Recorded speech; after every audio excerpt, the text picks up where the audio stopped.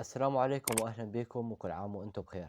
طبعا بعض المشاكل وبعض الصعوبات اللي راح تواجه منتخبنا مباراة منتخب مينمار في مينمار. إذا بدك تعرف هاي الصعوبات تابع الفيديو للآخر.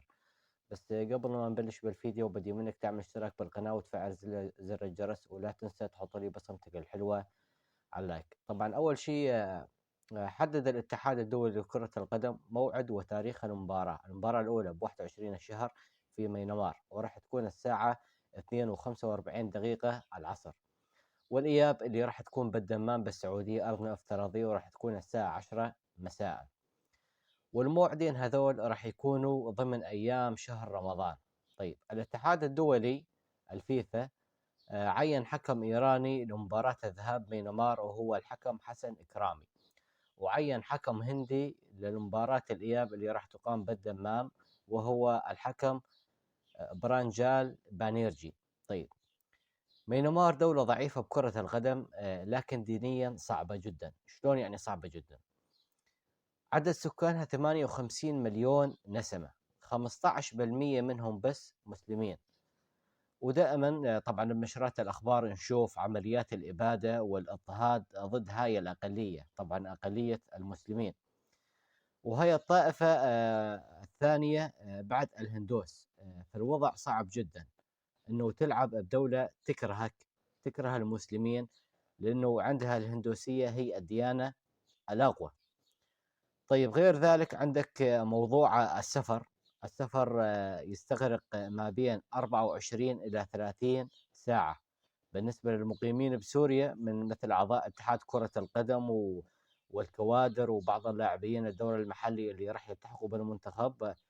يعني راح يطلعوا من الشام الى بيروت، الطريق راح ياكل شي 6 7 ساعات. من بيروت بدك تستنى بالمطار زادين الطيارة اللي راح تطير بهم الى دبي. بعد دبي بدك تستنى بدبي زادين الطيارة، موعد طيرانها الى مينمار زادين شي 6 7 ساعات. وبالتالي يعني الرحلة راح تستغرق وقت جدا طويل. فارق التوقيت بيننا وبين مينمار زادين شي 6 7 ساعات. يعني إذا المباراة بتوقيتنا الساعة 3:15 عصرا، راح تكون بتوقيت مينمار شي 9:10 المساء. لذلك يستوجب علينا السفر قبل بوقت، يعني أسبوع أقل شيء، لأنه مينمار دولة صعبة وجديدة علينا. فتخيلوا أنه إحنا أو منتخبنا أول مرة نسافر ونلعب مباراة بدولة مينمار، أول مرة بتاريخ كرة القدم السورية نلعب مينمار. طيب الموضوع الآخر هو موضوع الطقس يعني درجة الحرارة بمينمار اليوم، يعني حسب الأرصاد الجوية التابعة لمينمار 30 درجة مئوية. فما بالك بعد 8 أيام موعد المباراة، يعني جوز الحرارة ممكن توصل لل 36 37 درجة.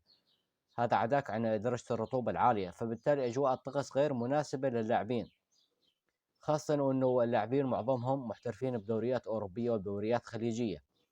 طيب مشان هالشيء قاعد أقول لك لازم نسافر قبل بأسبوع، يعني لازم ناخذ بكل الأسباب اللي من خلالها نقدر نتغلب على هاي الصعوبات، ومشان اللعيبة يتعودون على أجواء الطقس. آه